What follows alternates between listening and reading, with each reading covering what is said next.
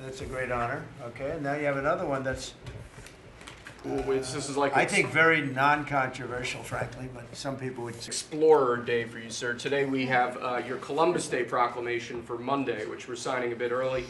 Christopher Columbus obviously discovered the New World in 1492. He was a great explorer. He sailed his 3 ships, the Nina, the Pinta, and the Santa Maria, and landed in what's today the Caribbean. But this is a particularly important holiday for Italian Americans who celebrate the legacy of Christopher Columbus and the innovation and explorer zeal that he represented. In other words, we're calling it Columbus Day. Yes.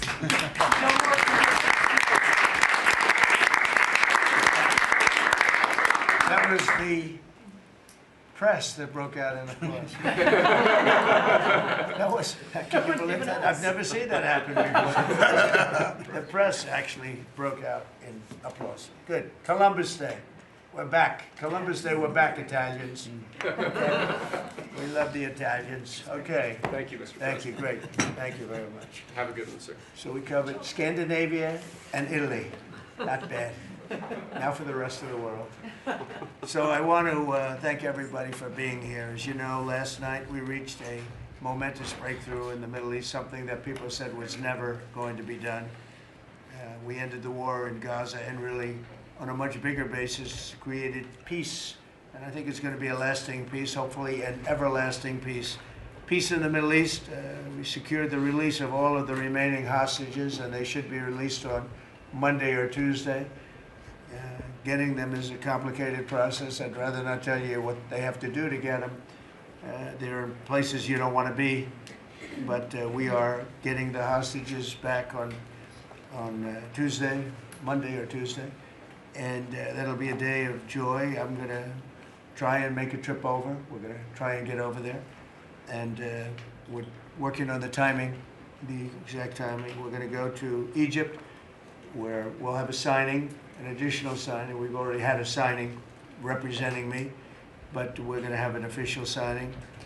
And the amazing thing is all of the countries over there, from Qatar to Saudi Arabia to UAE to all of them, I mean, the rich ones, the less than rich ones, they've all come together, something which is amazing, actually. They've all come together for this, and they're really probably the best relationships they've ever had. So it's been really something incredible that nobody thought it was possible to get it done. And very importantly, the hostages are coming back. As you know, they consider them hostages. They talk about them as hostages, but there are approximately 28 dead people, mostly young, mostly men, but and boys. I mean, boys. The one woman talked about her baby. Her baby's 25 years old, but you know, to her it's her baby, and we're bringing them home. We're getting everything, and to those parents, the dead young man is just as important, as though this person were alive. It's amazing. I've never seen anything quite like it. I've been very much involved. I've never seen anything quite like it. But it's really peace in the Middle East.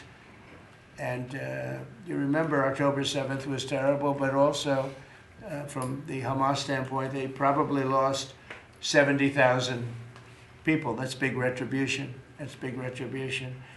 But at some point, that whole thing has to stop, and we're going to see to it. Gaza is going to be slowly redone. You have tremendous wealth in that part of the world by certain countries, and just a small part of that, what they make will do wonders for Gaza. And I think you're going to see some tremendous countries stepping up and putting up a lot of money and taking care of things. But there's tremendous spirit like I haven't seen. And even the news, I won't call it fake news for this purpose, because they really were very fair today, I must tell you, in all cases. But they covered it very well. They covered it very fairly. Everybody loves it. Everybody. People that were never giving us a fair shake, frankly, they can't even believe it. They're so they're amazed by it. A lot of people are. But it was just everything came together. I think the attack was very important on Iran, because let's say that didn't happen, they'd probably by now have a nuclear weapon, numerous nuclear weapons, and therefore, even if we signed a deal, there'd be a big dark cloud over it, and it wouldn't be the same thing. So Iran's different, but Iran wants to work on peace now. They've informed us, and they've acknowledged that they are totally in favor of this deal. They think it's a great thing. So we appreciate that, and we'll work with Iran. As you know, we have major sanctions on Iran and lots of other things. We would like to see them be able to rebuild their country too, but they can't have a nuclear weapon. So I want to express my tremendous gratitude to the leaders of Qatar, Egypt, and Turkey for helping us reach this incredible day and for being there. They were there with us all the way. And of course, as you know, Saudi Arabia and Jordan and so many. I will tell you, President Erdogan was personally involved in dealing with Hamas and some of the others. He's been great. They've all been really amazing. Indonesia's been amazing. Indonesia's been fantastic. The whole world has come together for this. People that didn't get along, people that didn't like each other, neighboring countries that frankly didn't like each other, but now it's just this moment in time. So we look forward to welcoming the hostages, like you can't believe, home to their families, and that'll take place early next week. We hope Monday or Tuesday. And all Americans should be proud of the role that our country has played in bringing this terrible conflict to an end. And I want to thank, some of the people, JD, you were fantastic, and Pete, you were great. Marco was fantastic. Some of you were very much involved. I'm looking around. So indirectly, I think almost everybody in this room was involved. Susie, I want to thank you very much. You were incredible. You've done an incredible job. So, and yes, John, what you've done was invaluable. CIA, John Ratcliffe, and he's done an incredible job. So I want to thank you all, and if I'm missing anybody, I apologize, but you've been amazing. And then you have Steve Witkoff, who worked so hard. And you remember we settled 7, this is number 8, we settled 7 wars, or major conflicts, but wars. And this is number 8. And the one that I thought would be maybe the quickest of all would be Russia-Ukraine, and I think that's going to happen too. But in the meantime, they're losing about 7,000 people a week, and that seems pretty bad. They're losing mostly soldiers, young soldiers. They go out to war, and they're getting killed. And while it doesn't affect us in a lot of ways, we've got a big ocean in between, you don't want to see that happen. It was a big mistake. That war should have never happened. It would have never happened if I were president.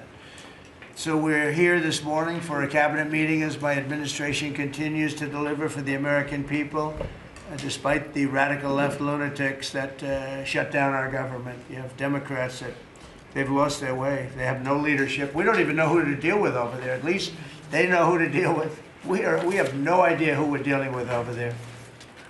It's like they have no idea what they're doing.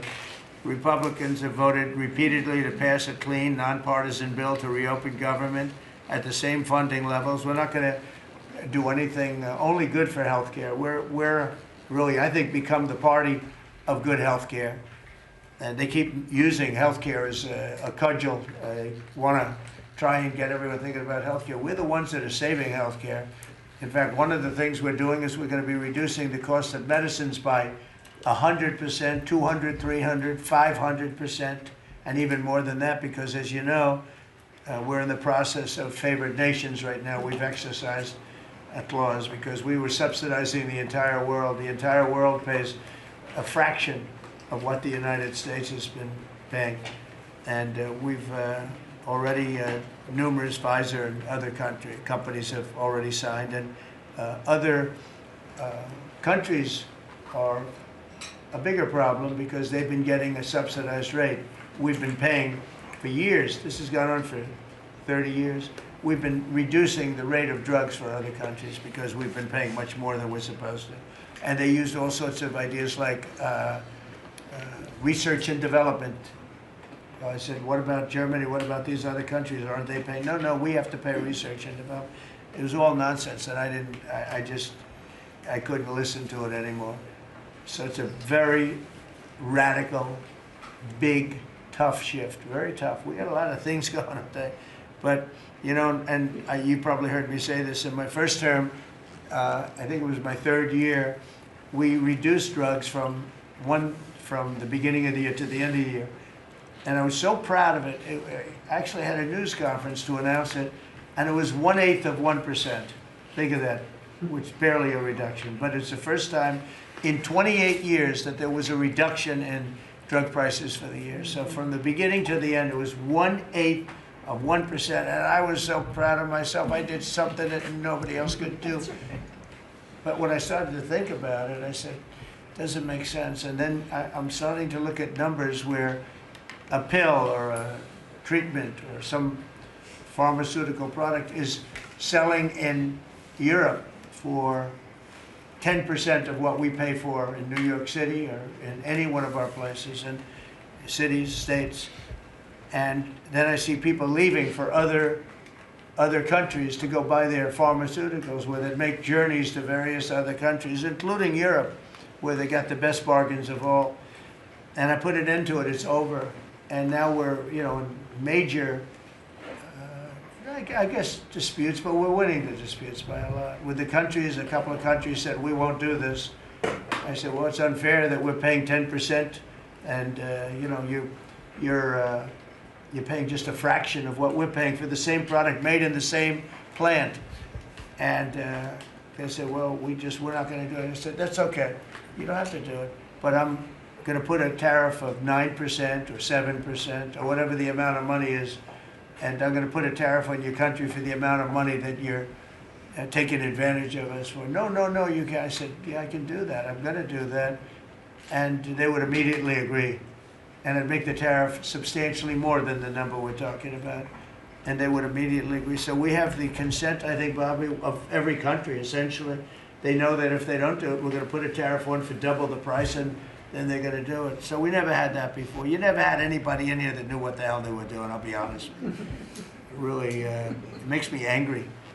Because for years and years, and this started many years ago, and basically we subsidize the world. So this is going to have a huge positive impact on Medicare, Medicaid, even Social Security. But anything where there's pharmaceuticals, drugs involved, it's going to have a tremendous impact. So we're going to get drug reductions of 100%. I told you 1/8 of 1% that I was proud of myself. Now you're going to get 100%, 150%, 200, 300, 400, 500%. You're going to get the biggest drug reductions that you've ever seen. And they're already, I guess they're starting to kick in, but we've made deals with numerous companies and we're going for the full board. We want whatever the price is. So that would mean that the world price, because the world is bigger than the United States, a lot more people, but the world price will go up a little bit and our price will come down a lot. So if a pill sells for $10 in London and $100 here, the pill will go to $20 in London and $20 for us. It's pretty simple. And that is a number that nobody can even fathom. It's a little like tariffs. Nobody knew how big they were. Nobody knew until they started seeing the trillions of dollars that have come in. I don't know why they didn't understand it. It's something they should have understood. We were taken advantage of for years with tariffs, and now, I don't want to say we're taking advantage, but we've become a very strong country because of the money that's coming in. Republicans have voted repeatedly to pass a clean, nonpartisan bill to reopen our government, and remember, at the same funding levels both parties have supported in the past. So the radical Democrats have chosen to put the economy of our country. We have the best economy we've ever had. We had the best economy in my first term, but we have an economy that's blowing it away, and we have the Democrats that are trying to obstruct. They don't want to have a good economy. I don't think they want to have a good country. That's why they try and stop our law enforcement from doing what we did in Washington, D.C. Washington, D.C., we have a great, safe, beautiful capital right now. Beautiful. It's so safe. You can walk down the street. Numerous people standing before me were mugged. And You're not going to get mugged anymore. We have a safe capital, one of the safest. We took it from one of the most unsafe places to one of the most safe places in the country. And we also beautified it, and we're in the process of doing even more so. So we're very proud of our capital. Again, we were embarrassed by our capital. A lot of people being killed. They'd come from Iowa, Indiana, Florida. They'd come up, and they end up getting shot. They're not getting shot. We moved out 1,700 people approximately, right? Approximately 1,700 hardened criminals, career criminals. They moved them out. So Chuck Schumer and Hakeem Jeffries and the congressional Democrats are holding the entire federal government hostage. I will tell you, a lot of Democrats want to get this thing open too. They do. They're calling us, and they just want to get it open. And all we're doing is saying, just play the same thing until we get it straight. And they don't know how to go about it. I mean, and the problem is we really don't know who the hell is leading the Democrats. You have this AOC, I don't know her at all, but I watched her the other day. She said, well, if they want, they could come to my office. That's not leadership, you know. The only one that challenged her actually was Nancy Pelosi, and Nancy's not looking too good. I don't know what happened to Nancy, but she's not looking great. But she was the only one, I give her credit, she was the only one that challenged her. But AOC said that they can come to her office and negotiate, the Republicans. And we're saying, oh, I didn't know she was in leadership. But she's taking Hakeem Jeffries' place, and Schumer's afraid that she's going to run against him. And right now, I don't know, he can change, life is crazy, right? But right now he can't beat, I don't think he can beat anybody. So he'll lose in a primary. I would say he'll retire before he loses in a primary. So I think Schumer's going to retire because he can't beat anybody. His polls are so bad. Meanwhile, the Democrat shutdown is causing pain and suffering for hardworking Americans, including our military, our air traffic controllers, and impoverished mothers, people with young children, people that have to live not the greatest of lives. But we're doing so many tax cuts. We've cut their taxes. The great big beautiful bill, we've cut their taxes at levels that nobody's ever seen. I mean, no tax on tips, no tax on Social Security, no tax on overtime. It's been a great thing for a lot of people. They're doing great. Despite all of the damage that it's caused, the shutdown has been, you know, pretty damaging. I mean, it's not yet because it's early, but it gets a little bit worse as it goes along. And we'll be making cuts that will be permanent. And we're only going to cut Democrat programs. I hate to tell you. I guess that makes sense. But we're only cutting Democrat programs. But we're going to start that, and we have Russell. We can talk to you about it if he wants to, but we'll be cutting some very popular Democrat programs that aren't popular with Republicans, frankly, because that's the way it works. They wanted to do this, so we'll give them a little taste of their own medicine. But Chuck Schumer proclaimed this morning that every day gets better for them. No, every day it's actually getting worse for them, and they're having a rebellion in the Democrat Party because they want to stop. And if you saw all of Schumer's, I watched last night like 10 different times over the years, he said, you can't shut down government, you can't shut down, and now he's the one that shut it down. So this is a confession that he's acting not to serve the people, but to serve the partisan interests of his party. And I don't think he's serving them well because they're way down. Look, they just lost an election in a landslide. You know, it was interesting. I watched Kamala, who's a sad figure.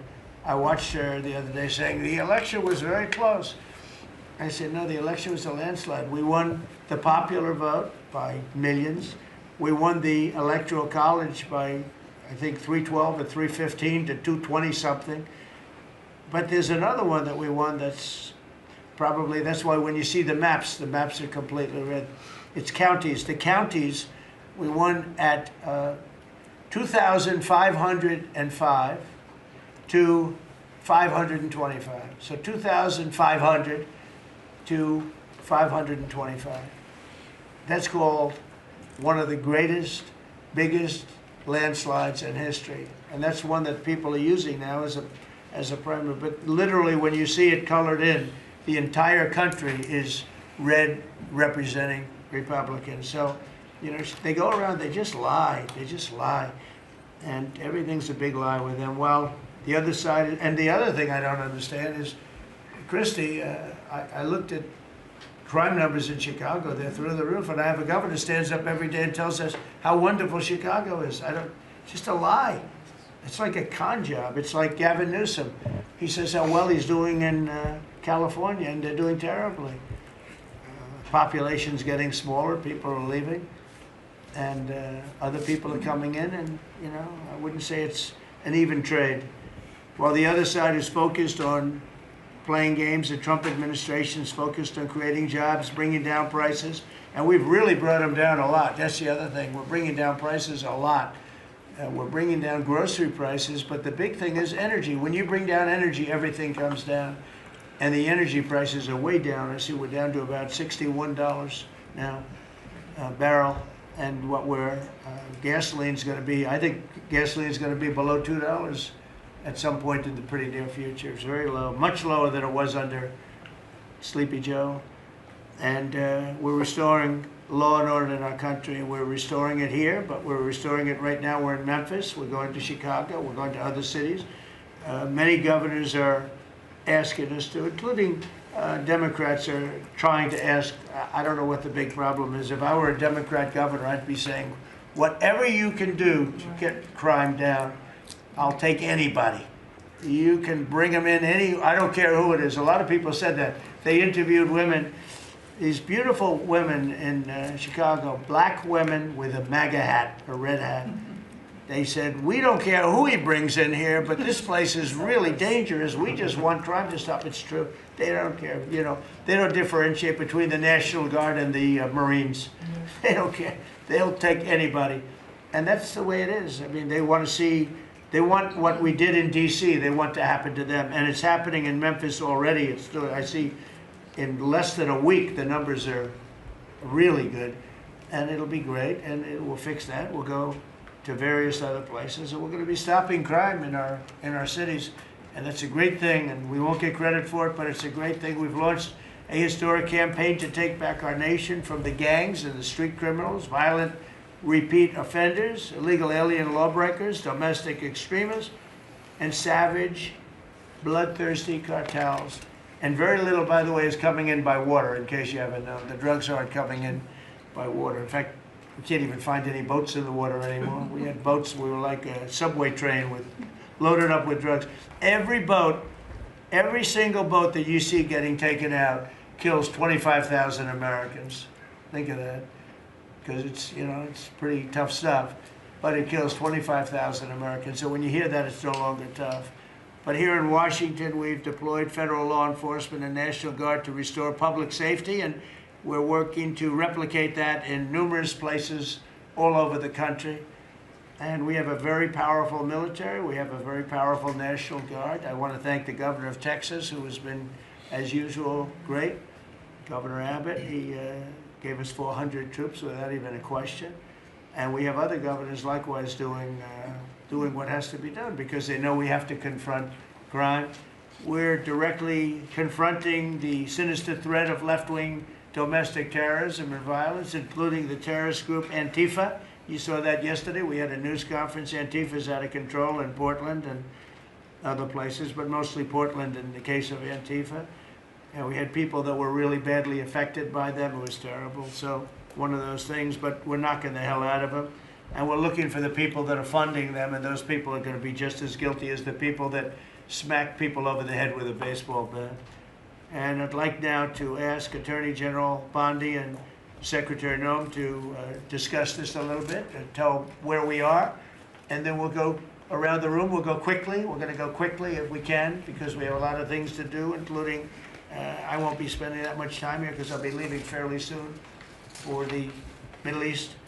And I'm very honored to be involved with that, I'll tell you. It's a great thing for our country. People are so happy about it. I've never experienced anything quite like it. I've never seen such universal praise for being able to do something. No, it's something that nobody thought was possible, and we're going to end up having peace in the Middle East. Who would have thought? So, Pam, could you start, and then Kristi, please. Sure, President Trump, and despite the Democrat shutdown of our government, our law enforcement officers are out there working without paychecks, round the clock, to keep and make America safe.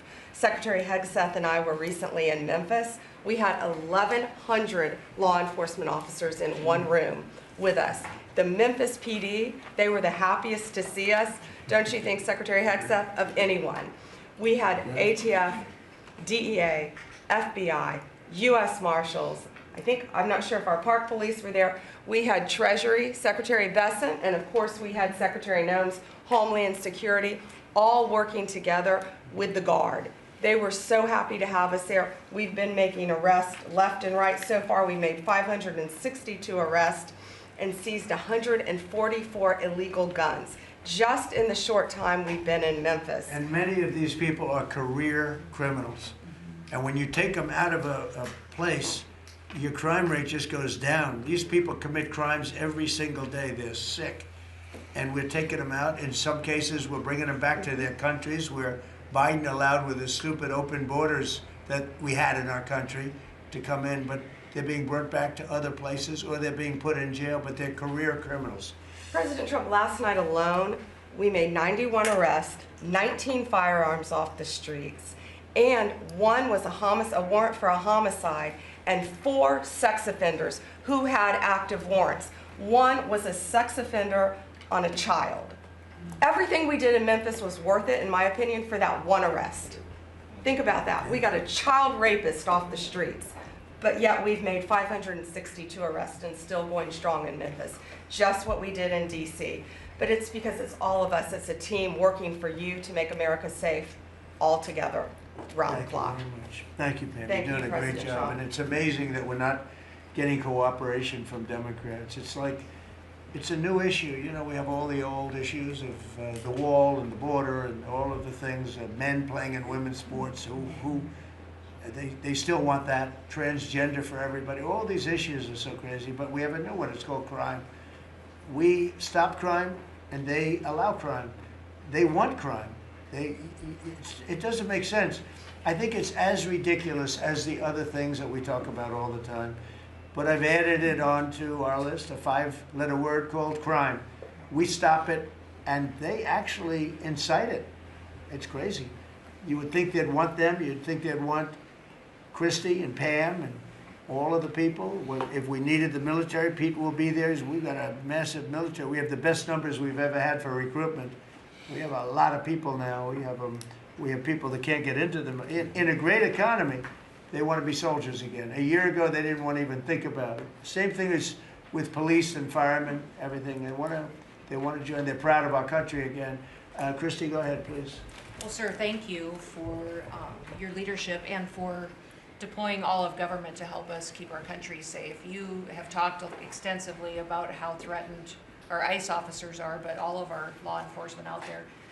And we saw the shooting in Dallas at that facility, so we're hardening all of our buildings and making sure that we have more security measures, snipers on the roof, people to protect our law enforcement while they're out there on the streets. But what I'm also doing, sir, is, and with your authority, is we're purchasing more buildings in Chicago to operate out of. We're gonna not back off. In fact, we're doubling down, and we're gonna be in more parts of Chicago in response to the people there.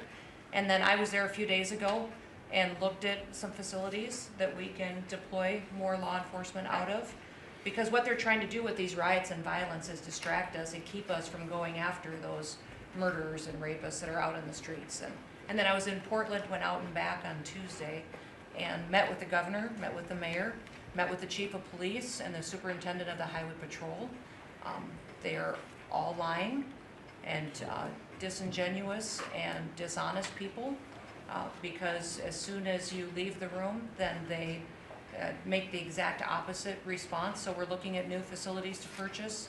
They're in Portland too, and we're going to double down. And I told them if they didn't meet our demands for safety and security on the streets and work with us, then we were going to bring in more federal law enforcement. So I want to thank Pete and the Department of War for all their help. They've been fantastic. But while we fight litigation and work with Pam on that, we're going to send more of our resources and men and women out there to keep everybody safe. So no worries. What we see in D.C. and what we see in Memphis for benefits for people in the safety and security, we'll see that in Chicago and And Portland. the numbers in Memphis, it's only a week, but the numbers have been amazing, I understand. That's exactly right. The They've crime been numbers are way down. fantastic, and it shows what a partnership can be between local law enforcement and the federal government. And if we have to do it the hard way in Portland and Chicago, we will. All right. But the people That's demand fine. And the President safety. Trump, my lawyers are in court right now as we speak for you, arguing in Chicago and Portland to keep them safe, to bring in the guard.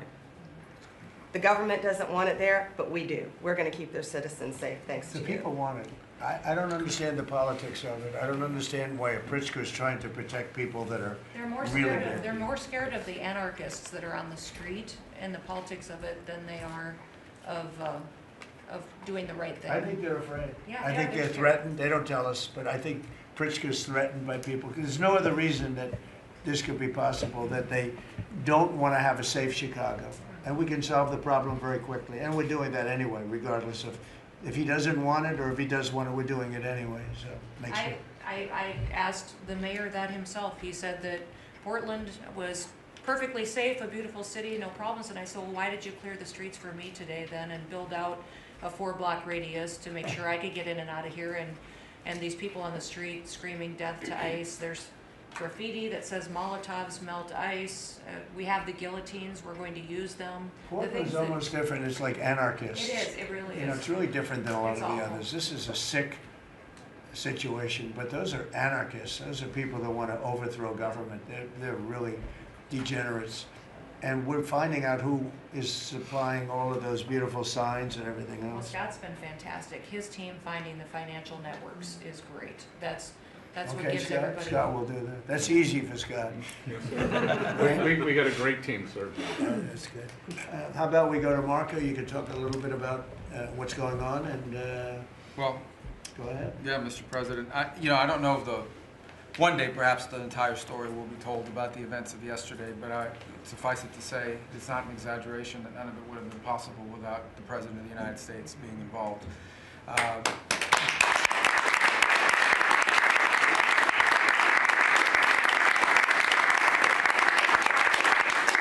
It really began with your trip to the Middle East, where these relationships were forged with partners in the region, personal relationships, close relationships that created the foundation where all this was possible. Where I think this really took a turn. Remember, a month ago, no one thought this was possible. Where it really took a turn about a month ago, less than a couple weeks ago, is when we were at the United Nations, and you convened a historic meeting, not simply of Arab countries, but of Muslim-majority countries from around the world, including Indonesia was there, Pakistan was there, and created this coalition behind this plan. Then on that following Monday, you met with the Prime Minister of Israel here, and that plan was presented. And then, of course, our great negotiating team followed up on it. In the interim, again, perhaps the stories will be told, perhaps they will never be told. The President had some extraordinary phone calls and meetings that required a high degree of intensity and commitment, and made this happen. And I think what's important to understand is that yesterday what happened was really a human story. There's a geopolitical aspect to it, there's no doubt about it. It creates the conditions for Gaza to one day be a normal place again, and people to have a better life, and Israelis to be safe. But yesterday was a human story. And because of the work you put in, and honestly, not only is there no other leader in the world that could have put this together, Mr. President, but frankly, I don't know of any American president in the modern era that could have made this possible. Because of the actions you have taken unrelated to this, and because of who you are and what you've done and how you're viewed. And this weekend, because of that, at some point very soon, we are going to see 20 living human beings emerge from the darkness into the light for the first time in 2 years. And that is because not only were you used the credibility and the power and the prestige of this office and the relationships you created, and you committed yourself to making it happen. And I think it will go down as a historic moment in the history of our country, and something our country should be very proud of, that we have a president that's committed to not just peace, but to the human aspect of reuniting these families. My last point on this is just a couple days ago, Secretary Lutnick hosted us all, many of us, at the Kennedy Center. And we have these families, we've interacted with them for so many years, for 2 years now. And the stories are heartbreaking, both whose families are alive and those who are deceased as well, who want their relatives back so that they can complete the process of grieving. And it was, we had all hoped that perhaps that was the day that we would have an announcement for them on the anniversary of the 7th. But I know you were able to speak to some of those families last night. And I just hope the whole nation understands how incredibly proud they should be of their president and of their country for the role that they've played. And I don't want to let this moment pass, Mr. President, without also noting the incredible work of Steve Witkoff and Jared Kushner. They're an incredible team working together, facing some substantial impediments to even being there this weekend and doing it. Let me just leave it at that. And they've done a great job on your behalf, Mr. President. They deserve a tremendous amount of credit. But thank you for what you've done for the world. For the world. Thank you very much, Rose. I appreciate it. I think because we have a very busy day with all that's going on, what we'll do is maybe just a few of you raise your hand if you'd like to say something that don't talk to him, I'll talk to you. He's doing such a great job. So good that he could talk all day. That's the problem, right? But you know, and what we'll do is just take a few hands, and then we'll go back to getting peace done. Okay? We'll go a little bit quicker. We'll take a few questions from the press. Go ahead, please. President Trump, I just want to double down on what Marco was sharing. It's such a remarkable accomplishment. Agree that no other president could have done this, but what set the groundwork for you able to do that? When you took office on January 20th, you made a 180-degree turn in our military strength with Pete's leadership. You were the master class in peace through strength. So militarily, we've completely turned around. We've demonstrated that through execution against Iran and others, that we have force. We want to end wars, but we'll use power if we have to. And then secondarily, peace through strength is also the prosperity, having the strongest economy and being willing to wield the power of a tariff in addition to the military power to reorder the globe. Those two things that you're standing on, both economic power and military power, allowed these negotiations to go forward. And I think as you've described the importance of these economic negotiations and all the trade deals, but that also begins with another 180-degree turn, and that was the 180-degree turn on energy. You have used energy diplomacy to bring prosperity to the American people, and you've used it to bring peace abroad.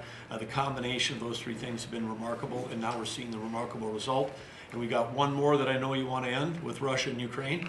Energy is going to play a key role in that, and now with this historic agreement, we're in a position working with the Middle East to also end the Russian-Ukraine conflict. So again, congratulations. Thank you very much, Nick. I appreciate it. Maybe I'll go to you for a second. You can just cap out what he said about the military, how well we're doing, and how big it is, and how strong it is. Mr. President, you're exactly right. At the War Department, you don't get peace without strength. And our job is to be the strength part of the equation and deliver that when necessary, as you demonstrated with your Order of Midnight Hammer, and the entire world saw. And I just want to echo what Marco said. It is a personal honor to be able to witness the way you lead and negotiate. I wish people had a full understanding of what that looks like, that historic nature. A lot of us vets, you know, the Vice President, Tulsi, Lee, Doug, probably after decades of war and the chaos that was unleashed through reckless and foolish American policies, never thought this kind of peace would be possible. Yet, with your strength, with your ability to wield trade negotiations, personal relationships, to open up that opportunity is truly historic on the world stage. And it creates a whole number of other cascading effects. And watching Marco and the Vice President and Steve and Jared, the CIA director, everybody come together to make it happen. You've formed a phenomenal team, Mr. President. And at the War Department, our job is to make sure if and when there's question about American commitment, the whole world knows we've got the biggest, strongest, most lethal, and most ready War Department in the world, which is true, which is why you've seen, we saw record recruitment in 2025, Mr. President. The first 2 weeks of 2026 already blows that out. FY 2026 already blows it out of the water. In fact, re-enlistment has already met its year-long goal in the Marine Corps in 2026. 2 weeks. Okay. You can't. There's no other way to create that kind of love and enthusiasm than with your leadership, sir. And it is an honor to work with Pam and with Kristi and the cities across the country to make sure American citizens and law enforcement are protected with our National Guard. That's a core mission. And last thing, Mr. President, on the southwest border, the first group that rotated in to lock down that border to 0 crossings is now rotating out. and with a new border medal, the Southwest Border Medal, or it's actually called the Mexican Border Medal, revived from 1918, that will be pinning on their chest. So thank you for renaming the department, and we're trying to live up to it every day. Thank you, sir. I mean, think of this. We have record numbers of recruitment. 1 year ago, there were stories, front page stories, that we couldn't get anybody to join the Army, Navy, Air Force, Marines, Coast Guard. My beautiful, I call it our beautiful Space Force. I love our Space Force. It's turned out to be very important. But we couldn't get anybody to join. Nobody wanted to join, including our police and fire. They didn't want to join anything. Recruitment was embarrassing. We couldn't get anybody. And now we're brimming. Now it's, and they're getting in based on merit now. A soldier's a soldier. They come in now based on merit, not based on woke stuff that anybody can qualify. You have to qualify for jobs. You have to qualify for certain types of jobs. And it's amazing. So we were embarrassed a year ago. Think of it, a little bit more than a year ago. I think it stopped on November 5th. I think it really started, this all started on November 5th, the election day. But now everybody wants to be in. We have an overabundance, and maybe we should raise it a little bit. I don't know. I like that idea, sir. But we could raise it. But we have so many people want to join, and they're proud of our country again. JD, could I ask you to say a few words? Yes, sir. So just a couple of things. Mr. President, first of all, congratulations on yesterday. It was a big day. To Marco, to Susie, to the entire team. But in particular, viewing it from this perspective where for months the fake news media attacked you, attacked the entire team, attacked your approach. You know, the definition of insanity is to do the same thing again and again, expecting a different result. The reason we're here is because the president actually charted a different course with a different team. He vested a lot of authority in Steve Witkoff in particular, and that's why we're here. It's because you did something different, and I think it's important to recognize that. I also think the president, you know, Marco mentioned the president's personal touch being a big part of this. The one thing I would say is obviously the president of the United States, a New York real estate billionaire, one of the most famous New Yorkers in the world, has a lot of interaction with a lot of people who are very pro-Israel. I think that was an important set of experiences and life experiences that he brought to the table. He also, of course, knew one of the most famous Palestinians in the world, Chuck Schumer, and I think without that background of knowledge, it would have been impossible to get us to this point. Second thing I want to say, just on Chuck Schumer, the president mentioned this, that Chuck Schumer said this has been very good for us this morning about the shutdown. One of the things that we talked about before all the media came in, and that all of us are going to work on for the rest of the day, we've been working on for days, is how to make the shutdown as painless as possible on the American people. So while Chuck Schumer brags about this being good, and I think the president is right, it's not good for him politically as much as he might think that it is, it's causing real consequences for the American people. There's a low-income food program, the WIC program, that my mom actually used when I was a baby. That program is about to be underfunded, and it's about to get cut off because Chuck Schumer won't open the government. We have troops. The Secretary of War mentioned how well we're doing on recruitment. We're trying to figure out how to pay our troops because Chuck Schumer is shutting down the U.S. government. There are veterans benefits that are going to suffer. There are Americans that are going to suffer because Chuck Schumer refuses to do his job. So while we're all celebrating this incredible success that we've had on the world stage, the country could be doing so much better if Chuck Schumer did his job and opened the government. Every single Republican, except for Rand Paul, has voted to open the government. A few moderate Democrats, to their credit, have voted with us to open the government. We just need 5 more Democrats to come to their senses and let the people's government serve the American people. I hope that they'll do that. Thank you. Thank you, sir. Chris, please. Yeah, to follow up on that point, Mr. President, the Democrat or Schumer shutdown did not begin 8 or 9 days ago. It began 8 or 9 months ago with your inauguration. For the first time in American history, every Senate-confirmed appointee who are our deputies to run our department, every one of them has been filibustered. One of the critical parts of my department is the National Nuclear Security Administration. It maintains, manufactures our nuclear weapons and our engines for nuclear submarines and nuclear aircraft carriers. We are a key supplier to Secretary of War Pete Hegseth. They filibustered, the Democrats filibustered the leader, the administrator of the National Nuclear Security Administration, would not let him come into my department until the Republicans 2 weeks ago changed the Senate rules so they could confirm him and we could have a leader. They filibustered the leadership, now they're filibustering the funding.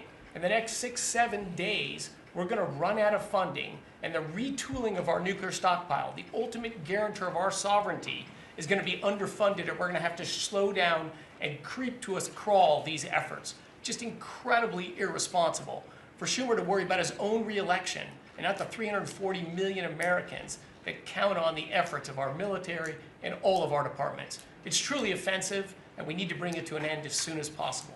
Let's open the government back up. And you're doing a great job. Thank you very much. Bobby, did you want to say something? You got a lot of things happening. A lot of things. A lot of very positive things, actually. Mr. President, I'm glad you're getting bipartisan accolades on the Mideast peace agreement. You should also get bipartisan accolades on the MFN agreement. It is a historic agreement that's going to benefit every hardworking American. It's going to lower the price of drugs for every American. By the time this administration is over, we will have 95% of the drugs in this country will be the lowest price in the world. It immediately begins to affect Medicaid, Medicare, Social Security, the other government programs. I remember when I went through the confirmation process, and the principal preoccupation of the Democrats during that process was whether I would continue the IRA negotiations on drugs. The Democrats negotiated 10 drugs. I'm supposed to negotiate every year 15. The 10 that they negotiated, they claimed to get a 22% reduction, but it was a lie. It was 22% under the list price, which was actually higher than the price we were getting. So Medicaid, Medicare ended up paying more for those drugs than they were paying beforehand. They only got a benefit on one drug. One was tied. 8 of them were lower. So they should be applauding what we're doing now. We're doing something that every administration, Democrat and Republican, has been saying that it was going to do for decades, and you got it done because you understood the power of the tariffs. That we had leverage over these companies. And you did it in a way which you asked us to do, to negotiate in a way that was not going to stifle innovation, that was going to make sure that those companies could bring their production home, and they are doing that. And it was a profound success. It will affect every American for 100 years. And you should be getting bipartisan accolades on that. I'll say one other thing about Tylenol, only because of this. This morning before I came in here, somebody showed me a TikTok video of a pregnant woman at 8 months pregnant. She is an associate professor at the Columbia Medical School. And she is saying, F Trump, and gobbling Tylenol with her baby in her placenta. And the level of Trump derangement syndrome has now left the political landscapes, and it is now in the realm of pathology. And a mother could overwhelm millions of years of maternal instinct to put her baby at risk. And all you have to do is look at the studies which you and I talked about. It's not dispositive that causes autism. It is so suggestive that anybody who takes this stuff during pregnancy, unless they have to, is irresponsible. There are 15 rodent studies. Every one of them shows if you give it to the mother, the babies, and particularly the male babies, have profound neurological and behavioral changes. There is a study from Johns Hopkins on cord blood where they divided women into 3 categories: those who had the least acetaminophen in their cord blood, and those who had the most. The ones with the most had 3.6 times the rate of autism in their children. The middle category had 2.2 times, so it's a dose-related response. And there are dozens of studies that show the countries that use the most have the highest level of autism. Cuba has the lowest level in the world of acetaminophen use, and it has the lowest autism rate in the world. So this is not dispositive. It is not proof. We're doing the studies to make the proof. But in the meantime, the precautionary principle should apply, and any mother who is taking this stuff during pregnancy just to get back at Donald Trump is doing something that is pathological.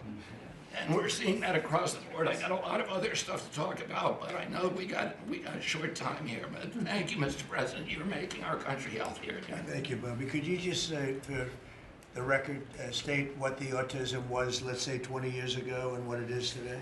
In 1970, the largest epidemiological study in history was performed. 900,000 kids were looked at. They were looking for autism in Wisconsin children. They looked at every child in Wisconsin who was 8 years old.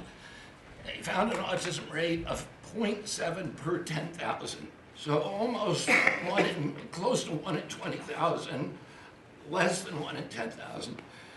Today, the autism rates are nationally are 1 in 31, but it's actually much worse than that because California, which has the best collection system, reports an autism rate of 1 in every 19 children, 1 in every 12.5 boys. This is a national security issue. There is nothing more important, and I'm grateful to you, Mr. President, because you know the flack that you take for talking about this issue.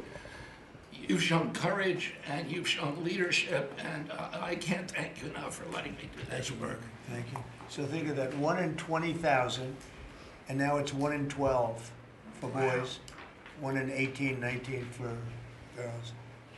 So obviously there's something that's artificially, I think, induced, something, whether it's the vaccines in terms of these massive vaccines that are twice the size of a jar like that, of a glass of water like that, I mean, into a baby's body. And I've suggested get them in doses, get them in, maybe 20%, 30%, but smaller, not such a big. I think, that. Then we had certain recommendations, the MMR, take them separately. The measles is already separate now, and it works out much better, but there doesn't seem to be any impact if you take it separately. If you take it as a combination, it's not so great. And some other things, but I would say don't take Tylenol if you're pregnant, and when the baby is born, don't give it Tylenol. If you can avoid it at all, just don't give it Tylenol. I'll say this. Really, what do you have to lose? You really don't have much to lose. Yeah, go ahead. There's also there's many other confirmation studies. There's 2 studies that show children who are circumcised early have double the rate of autism. It's highly likely because they're given Tylenol. So, none of this is dispositive, but all of it is stuff that we should be paying attention to. But, there's a tremendous amount of proof or evidence, I would say, as a non-doctor, but I've studied this a long time ago. I met Bobby in my office 20 years ago. We were talking about the same thing 20 years ago. And I was a real estate developer. It bothered me that it seemed to be getting worse, but it's so bad now when you hear these numbers. It's not even really sustainable. I don't know how people do it, but there is some very strong evidence on Tylenol. In fact, at one point, I guess the company gave a warning. They still don't recommend it during pregnancy. That's the weird thing. They're not recommending it, and that's the company itself. So just don't take it. Don't take it. If you're a woman, don't take it, and don't give it to the baby when the baby's born, and I think that's going to have an impact. But I'd also get the shots in smaller doses. There are a few things, we gave a few things that just seem to be, and I think you'd get that number way back up. Think of it.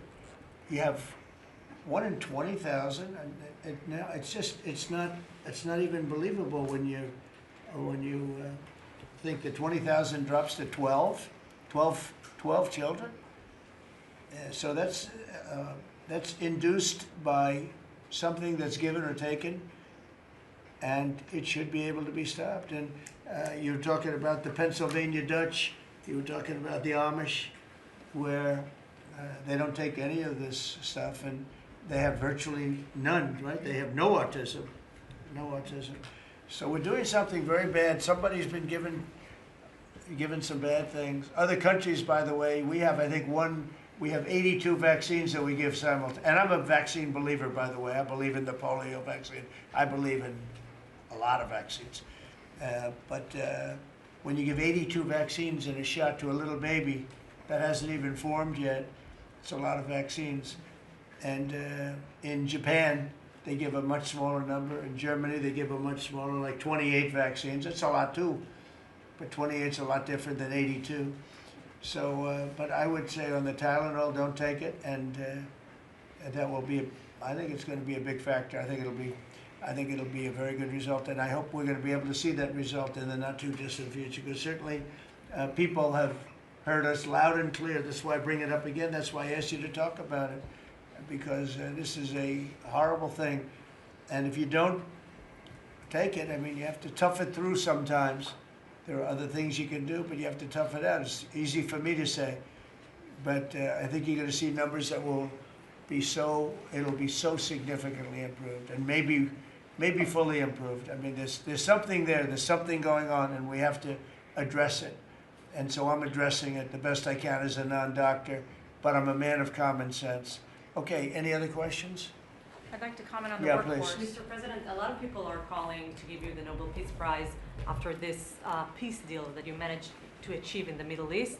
First of all, your opinion on that, and I was wondering about your trip to the Middle East, if you can tell us if you're considering to speak at the Knesset, at the Israeli parliament. Well, they asked me to speak at the Knesset, and I've agreed to. If they would like me to, I will do it. It's the first time a president has ever done that, so that makes it very interesting, right? Yeah. But yeah, so I will do it if